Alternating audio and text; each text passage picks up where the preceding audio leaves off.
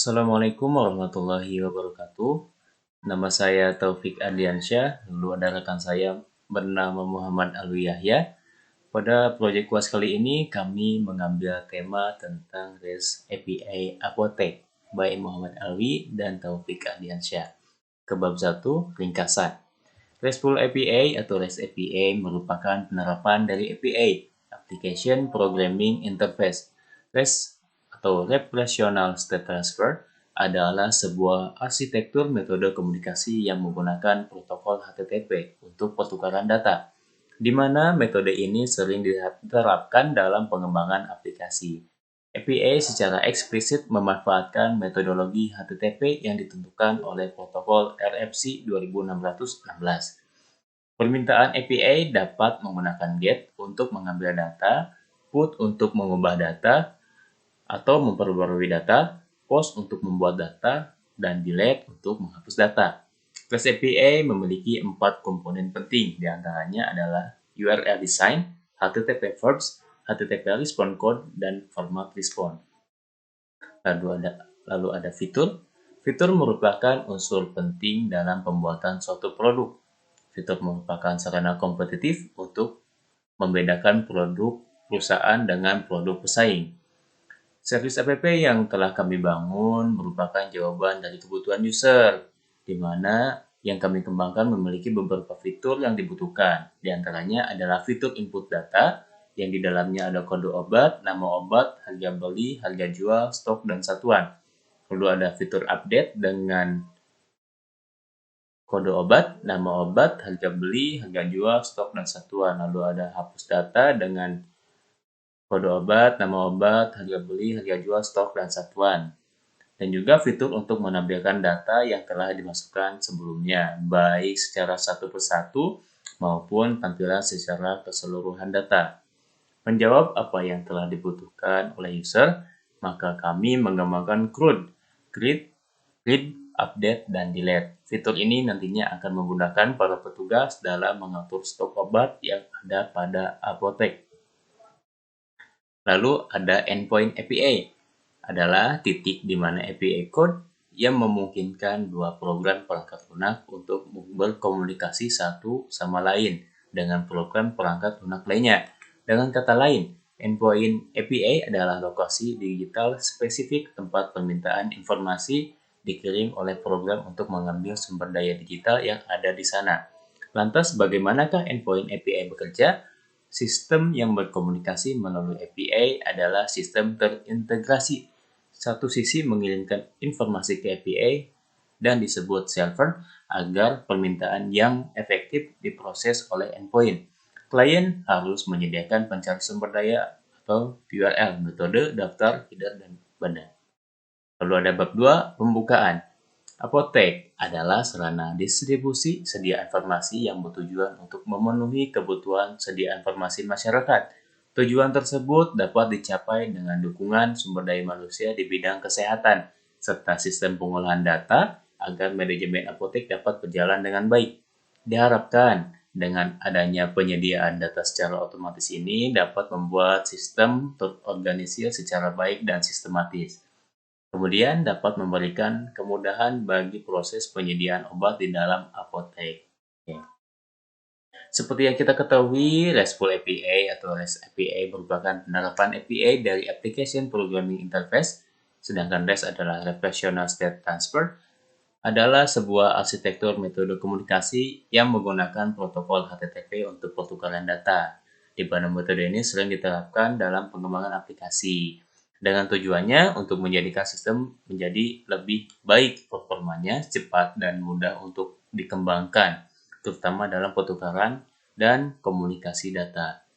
API secara eksplisit memanfaatkan metodologi HTTP yang digunakan oleh protokol RFC 2616. Permintaan ke API bisa menggunakan GET untuk mengambil sumber data, lalu ada PUT untuk mengubah, lalu ada DELETE untuk menghapus, dan POST untuk membuatnya.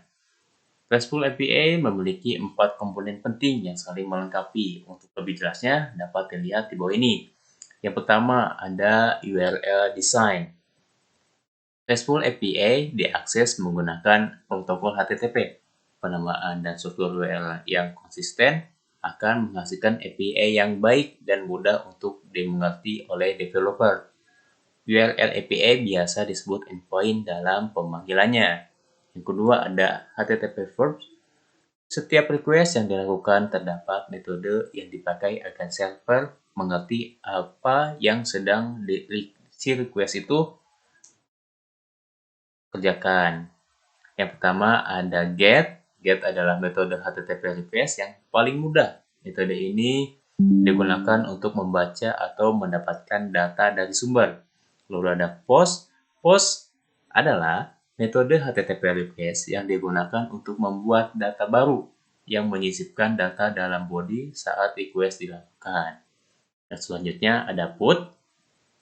Put adalah metode HTTP request yang biasanya digunakan untuk melakukan update data resource. Yang terakhir ada delete. Delete adalah metode HTTP request yang digunakan untuk menghapus suatu data pada resource. Dan selanjutnya ada HTTP response code. HTTP response code adalah kode standarisasi dalam menginformasi hasil request kepada klien. Secara umum, terdapat 3 kelompok yang biasa kita jumpai pada RESTful API, yaitu ada 2xx adalah response code untuk menampilkan bahwa request berhasil. Yang selanjutnya ada 4xx adalah response code yang menampilkan bahwa request mengalami kesalahan pada sisi kliennya. Lalu ada 5xx adalah response code yang menampilkan bahwa request mengalami kesalahan pada sisi server. Dan selanjutnya ada format response. Setiap request yang dilakukan, klien akan menerima data respon dari server. Respon tersebut biasanya berupa data XML atau JSON. Setelah mengambil data respon tersebut, barulah klien bisa menggunakan dengan cara memparsing data tersebut dan diolah sesuai kebutuhan. Ketiga, ada fitur. Mari kita mengenal fitur. Nah, fitur adalah, menurut istilah teknis komputer, adalah fungsi, kemampuan, atau desain khusus dari perangkat keras atau perangkat lunak. Kata fitur termasuk dalam kata benda atau nomina dengan padanan katanya adalah karakteristik atau sifat. Fitur merupakan sarana kompetitif untuk mendiferensiasikan atau membedakan produk perusahaan dengan produk pesaing. Atas dasar pengertian tersebut, maka fitur menjadi tolak ukur pengambilan keputusan dari konsumen terhadap produk yang ditawarkan. Fitur yang sesuai dengan kebutuhan konsumen atau dalam hal ini user akan menjadi pilihan bagi mereka. Maka dari itu pemenuhan kebutuhan atau needs dari konsumen sangat perlu untuk diperhatikan. Sejalan dengan hal itu, servis app yang telah kami bangun merupakan jawaban terhadap kebutuhan user.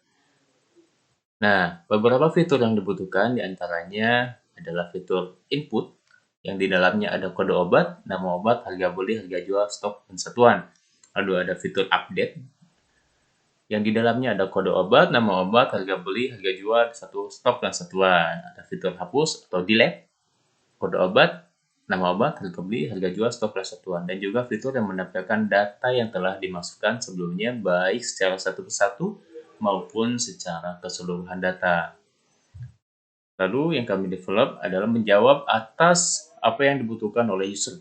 Maka kami mengembangkan fitur CRUD, create, read, update, dan delete. Fitur ini nantinya akan memudahkan para admin untuk melakukan pencatatan terhadap data dari si apotek.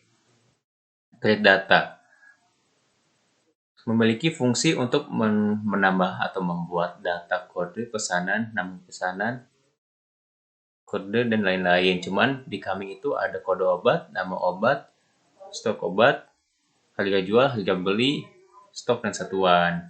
Lalu ada read data. Setelah memasukkan data, admin dapat memeriksa read data yang telah diinput, memastikan apakah data ada kesalahan atau tidak. Lalu ada update yang memiliki untuk melakukan update yang telah diperlukan. Lalu ada delete. Fitur selanjutnya yang merupakan fitur yang berguna untuk menghapus data menu. Jika terjadi kesalahan yang cukup banyak, maka admin dapat melakukan delete secara keseluruhan langsung. Yang terakhir ada User Authentication. Fitur terakhir yang dikembangkan merupakan fitur proteksi pada database. Hanya user yang telah terdaftar yang bisa mengakses dan melakukan pengubahan pada data. Fitur ini merupakan fitur login yang tentunya sudah umum digunakan, tetapi sangat bermanfaat untuk menjaga keamanan database dari pihak yang tidak diinginkan. Mungkin cukup sekian dari saya, dilanjutkan oleh Muhammad Alwi Yahya. Assalamualaikum warahmatullahi wabarakatuh. Nama saya Muhammad Alwi Yahya dengan NIM D1120110055. Saya akan menjelaskan tentang bab 4 sampai bab 6 dengan kelompok saya sudah menjelaskan dari bab 1 sampai bab 3 dengan nama Taufik Ardiansyah. Di sini ada rancangan endpoint. Apa itu endpoint API? Endpoint API adalah titik di mana API kode yang memungkinkan dua program perangkat lunak untuk berkomunikasi satu sama lain cenderung dengan program perangkat lunak. API bekerja dengan mengirimkan permintaan informasi dari aplikasi web atau server web yang menerima tanggapan. Dengan kata lain, API adalah kondisi. API adalah lokasi digital spesifik tempat permintaan informasi dikirim oleh program untuk mengambil sumber daya digital yang ada di sana. API menentukan di mana endpoint menentukan di mana API dapat mengakses sumber daya dan membantu menjamin berfungsinya perangkat lunak yang digabungkan dengan benar. Performa API tergantung pada kapasitas untuk berhasil berkomunikasi dengan titik akhir API. Program perangkat lunak biasanya memiliki beberapa endpoint API. Misalnya, endpoint Instagram mencakup salah satu yang memungkinkan bisnis dan pembuat konten mengukur interaksi media dan profil. Berikutnya, yang memungkinkan mereka memoderisasi komentar dan balasan mereka. Dan yang ketiga, memungkinkan mereka untuk menemukan media yang diberi tanda pagar atau hashtag.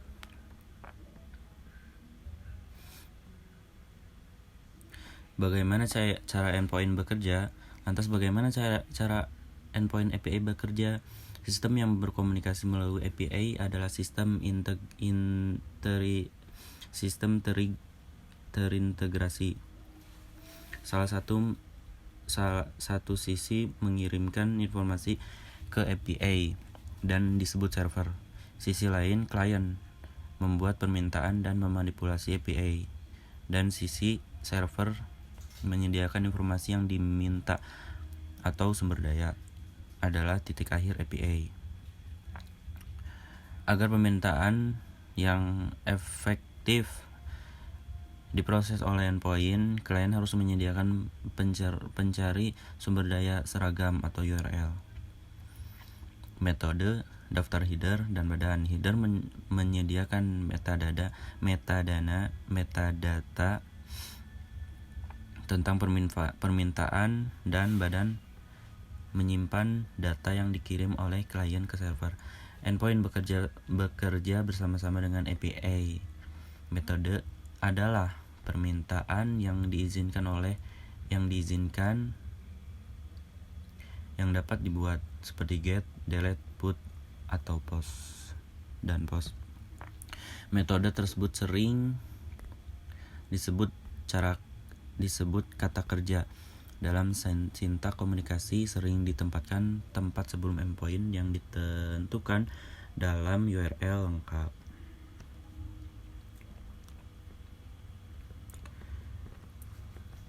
Berikut adalah contoh penggunaan dari endpoint API menggunakan kode yang digunakan dalam mengajukan permintaan untuk halaman statistik tertentu di situs web NBA. Ini ada URL-nya.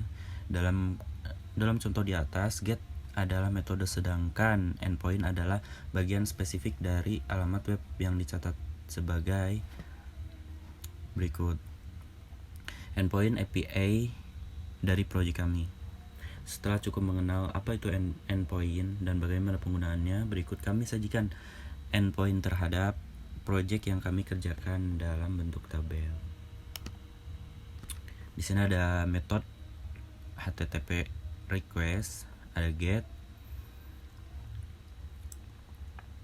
endpointnya, underscore apotek. Deskripsinya ini untuk mengambil semua data pada database yang sudah diinputkan. Control functionnya index. Di sini ada get, show detail apotek by ID. Ini untuk mengambil detail apotek menggunakan ID, mengambil dari ID. Control functionnya show. Di sini ada post, metodenya post, endpointnya create underscore apotek. Ini untuk membuat data baru. Control functionnya create. Di sini ada put, endpointnya delete, update underscore apotek by ID. Ini untuk mengupdate data yang sudah dibuat dengan mengambil ID. Control functionnya update. Di sini terakhir ada metode delete, endpointnya delete by ID. Di sini juga untuk menghapus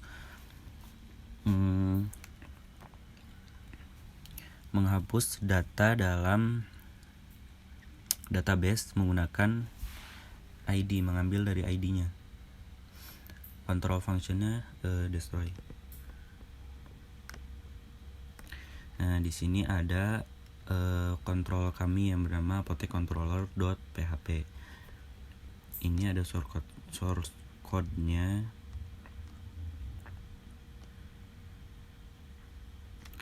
Nah, source code di atas terbagi 5 function utama yang masing-masingnya akan memuat metode dan juga ketentuan dalam mengisi data nantinya. Tentunya ini juga berhubungan dengan endpoint pada file web.php. Di dalam file router yang berikutnya akan dibahas. Sebelum masuk ke dalam pembuatan endpoint pada file web.php, kami akan mengurai source code di atas terlebih dahulu. Berikut merupakan penjelasannya. Di sini function pertama ada function show yang nantinya akan berguna untuk mendapatkan seluruh data yang telah diinput sebelumnya. Jadi kita input dulu data menggunakan function create. Nah, ini function create kita input dulu, nanti baru kita show menggunakan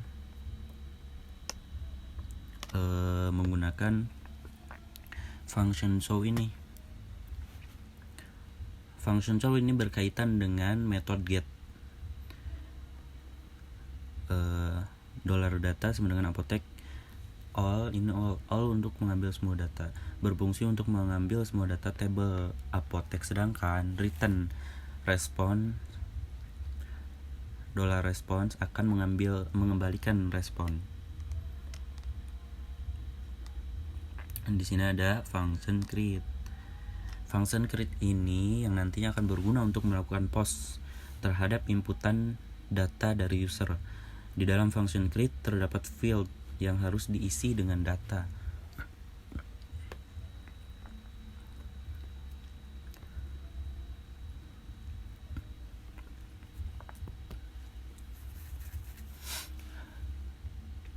Data dari user.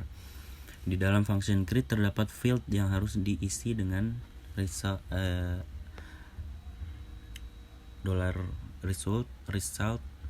sama dengan $create save. Ini berfungsi untuk mengirim atau membuat data ke dalam tabel apotek. Kemudian dilanjutkan dengan sistem yang akan mengirim respon jika berhasil ditambahkan. Akan muncul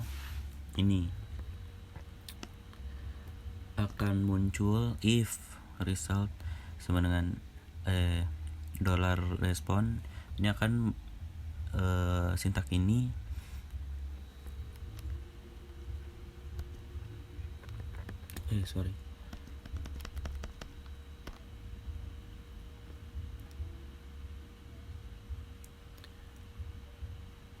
Nah, sintak ini akan mengirimkan message dengan isi berhasil ditambahkan jika berhasil ditambahkan, dan jika tidak berhasil ditambahkan akan muncul status unsuccessful dengan message-nya gagal tambah data. Sini ada return response, itu untuk mengembalikan respon dari data. Baik, di sini ada selanjutnya fungsi show detail by ID. Kita pertama mengambil data dari tabel apotek, di mana ID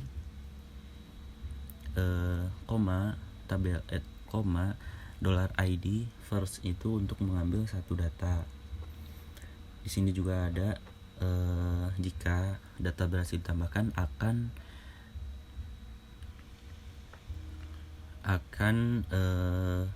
ada message data obat ditemukan dan statusnya successful. Ini untuk mengambil data ini untuk mengambil data dari apotek tabel apoteknya. Nah, di sini jika tidak bisa atau salah mengambil ID-nya, di sini akan ada status unsuccessful, di mana message-nya data obat tidak ditemukan. Ini baik lagi, ini return response untuk mengembalikan respon.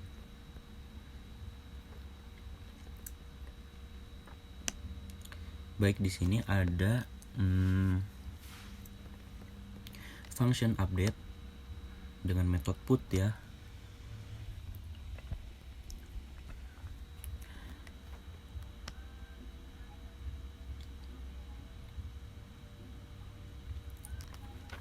Di sini kayak tadi data data untuk mengambil data dari tabel apotek, find untuk menemukan by ID. Di sini ada update karena saya agar tidak bingung, di sini samain aja update dari atas update. Di sini ada data ini untuk diupdate. Nah, ini adalah untuk mengupdate-nya. Misalnya kita tambahkan ini di sini kita tambahkan kode obat request. Kode obat ini harus sama, kalau beda bakal error. Ini ada nama obat,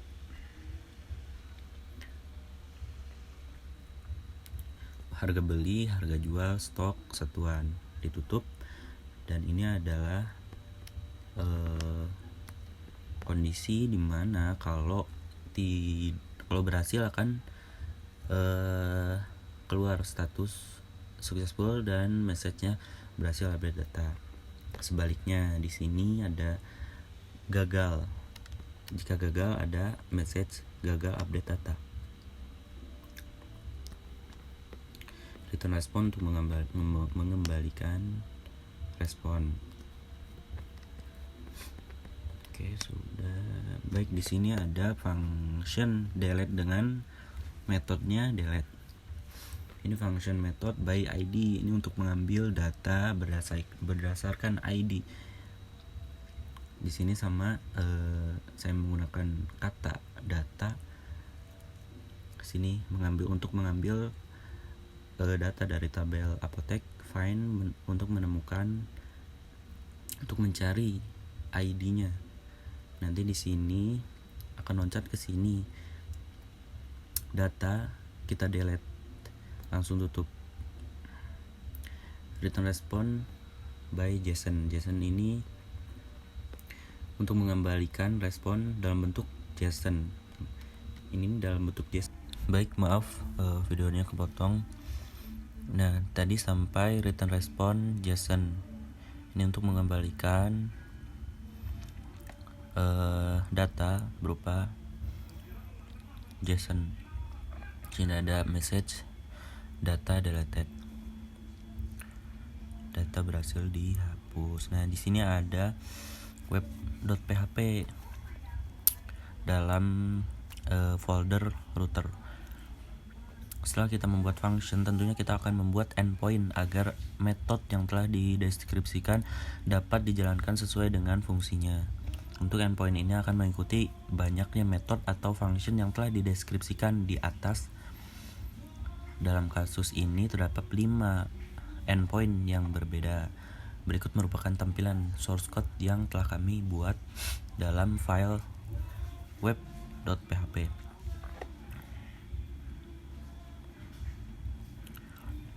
Nah, berikut ada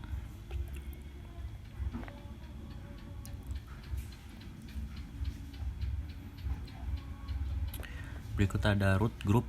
Ini untuk menggrup root yang di bawah ini. Nanti kita memanggilnya dalam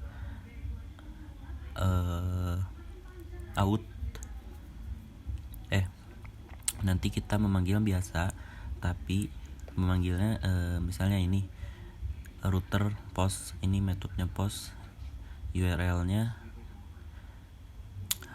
localhost 8000/create apotek. Ini mengambil data dari apotek controller yang tadi. Nah, ini create-nya yang tadi create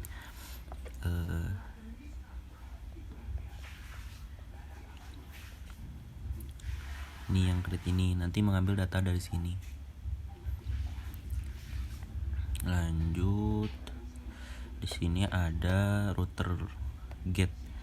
Ini URL-nya mengambil data dari show. Router metodenya get.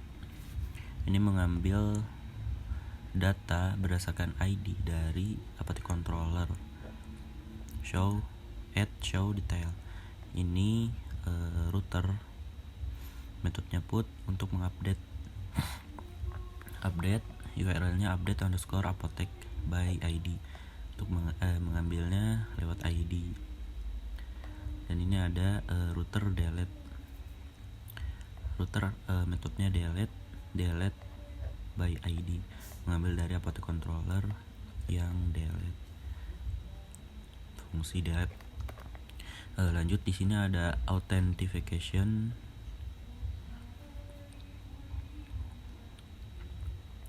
Router ini di grup juga, nanti memanggilnya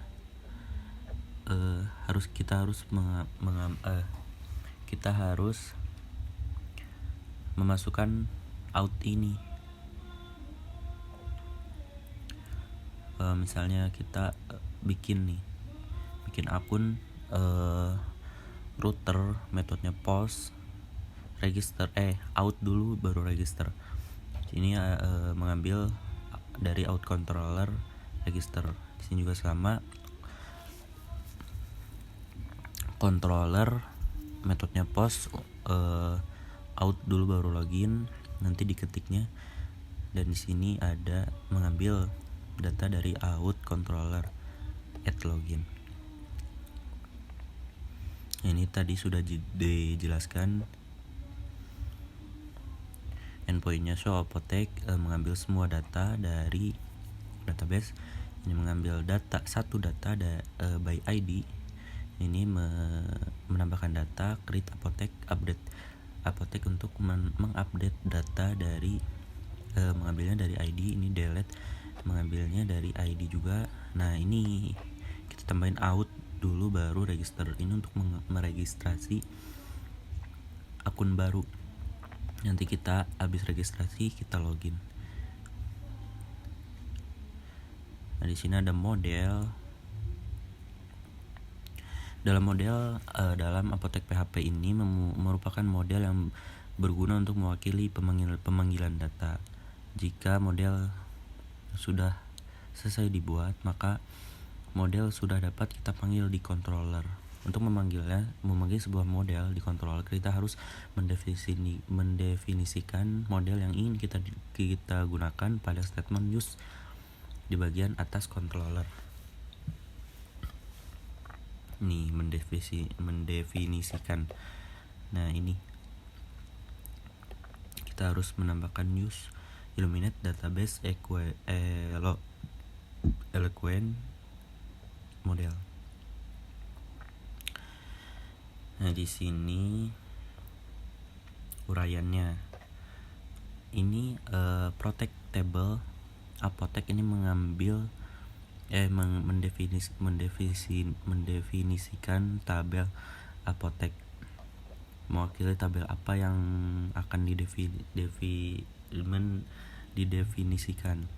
Nah, ini apa aja di dalamnya? Ada ini protect available, kode obat, nama obat, harga beli, harga jual, stok satuan. Nah, di sini ada akses PHP. Dalam akses ini merupakan pengaturan hak akses yang digunakan untuk user, nantinya akan berguna untuk memproteksi data dari pengguna yang tidak memiliki kepentingan. User harus terlebih dahulu terdaftar agar bisa melakukan root pada data. Berikut adalah kodenya. Nah, di dalam akses ini ada available, dalamnya apa aja? Ada email, password, dan token. Protect hidden, password nanti bakal ke hide sendiri. Nah, ini akses untuk yang pertama implementasinya post method. Akses untuk melakukan metode post adalah ini linknya, localhost 8000 create apotek. Pertama, pada metode kita ganti ke post, masukkan URL-nya ini localhost 8000 create apotek, dan kita pindah ke body, langsung kita pindah ke form data. Bisa juga kita pada raw, bisa pada raw nanti kita ganti di sininya formatnya JSON. Nah, jika berhasil kita menambahkan nama obat, harga beli, harga jual, stok satuan. Jika berhasil kita tambahkan, akan mengeluarkan message status successful, message-nya berhasil tambah data. Nah, ini kita lihat database-nya ada atau tidak. Nah, di sini ada ya, ibuprofen sama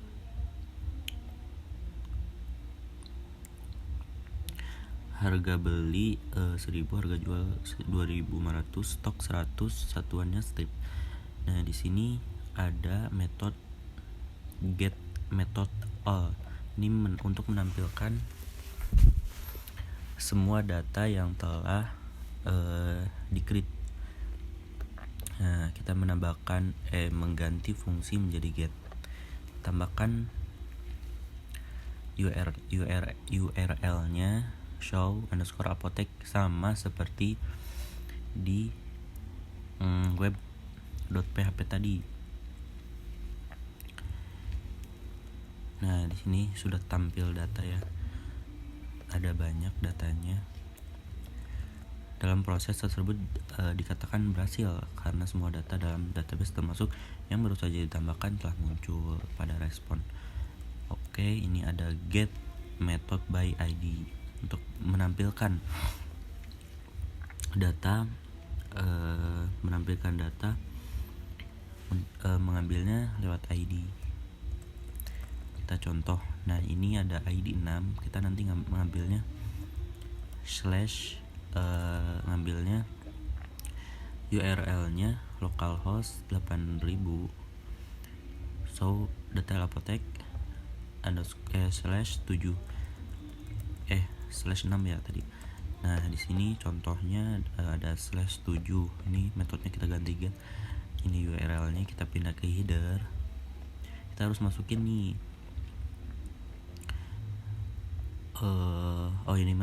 ini nyusul.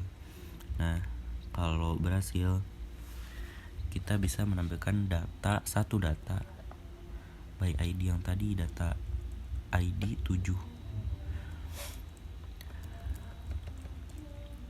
Nah di sini ada metode put by ID untuk mengambil data dari ID, mengupdate data dari ID. Ini ada metode put, masukkan URL-nya localhost 8000 /update_apotek sesuai dengan web.php tadi /7. Di sini kita lari ke body. Nah di sini kita tambahkan kita update menggunakan raw dengan format JSON. Nah ini format ketikannya format JSON. Sebenarnya format teks juga sama, tapi bakal beda warna di sininya. Ini kan formatnya JSON, ini JSON juga. Kita update stok jadi 200 yang asalnya 100. Nah kita cek lagi nih di database-nya ada nggak ke update-nya. Nah ke update sini ada juga metode delete untuk menghapus data by ID. Kita tambahkan metode get dengan URL localhost 8000 delete /5. Kita akan menghapus ID kelima. Nah ini sudah terhapus, data deleted. Nah di sini ada user authentication. User authentication bisa dikenal dengan form login, merupakan langkah untuk melindungi data dari user atau pengguna yang tidak diinginkan.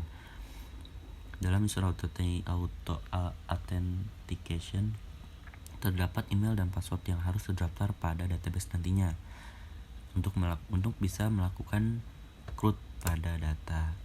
Nanti juga akan sistem akan memberikan token yang akan digunakan oleh user yang terdaftar. Nah di sini kita menggunakan metode post dengan URL localhost 8000. Kita tambahin out register.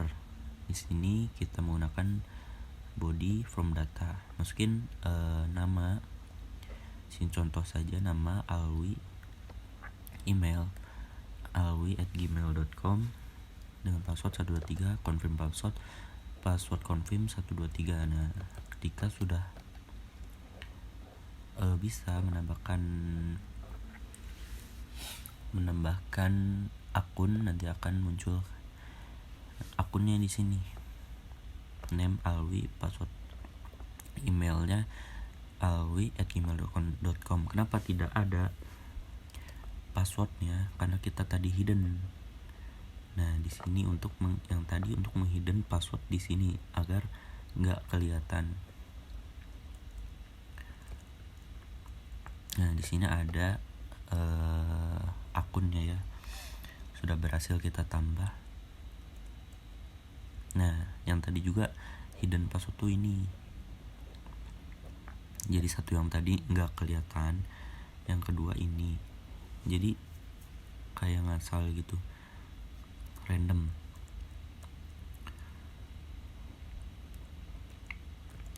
Nah di sini untuk login pada user tadi memerlukan token yang tadi token, nanti akan ada token pada sini. Kita menggunakan metode post dulu, lalu URL-nya localhost out login, kita klik body from data, masukin email yang tadi kita register Alwi @gmail.com dan passwordnya 123. Nah, kalau berhasil kita bakal keluar token type-nya bearer, karena kita tadi masukin di codingannya tokennya bearer. Expire-nya segini.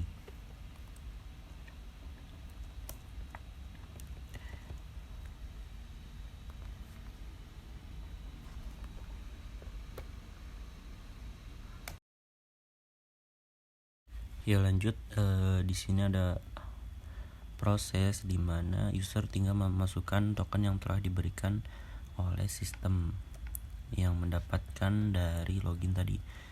Nah, key-nya accept, value-nya application JSON, authorization-nya bearer, tipenya bearer, dan ini token atau kodenya. Nah, kita tes dengan menggunakan fungsi method.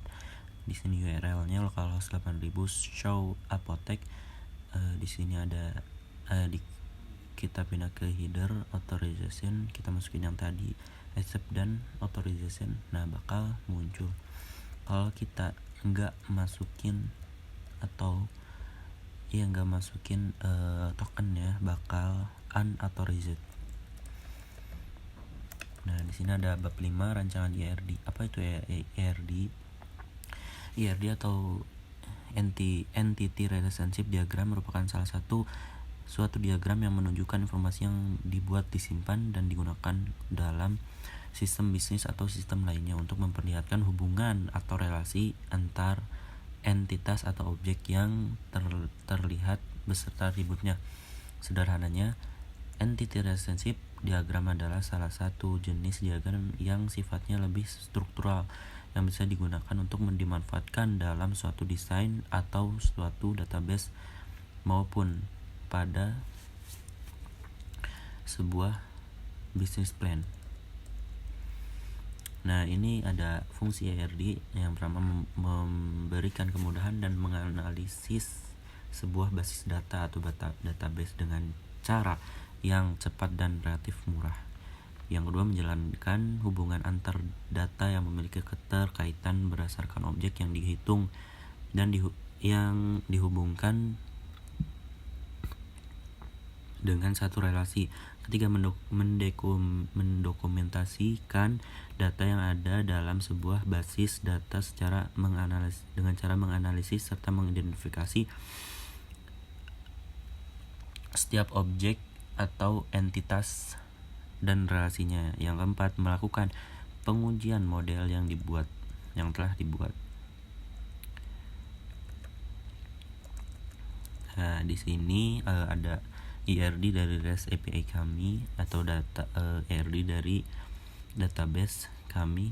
Di sini ada admin.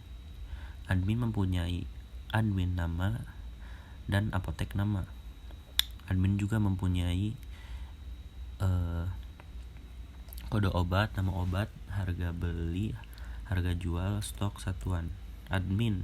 Customer memesan dengan mencantumkan nama obat, harga jual, dan satuan. Nah, berikut ada penjelasannya. Terdapat 6 entitas utama, yaitu kode obat, nama obat, harga jual, harga beli, stok, dan satuan.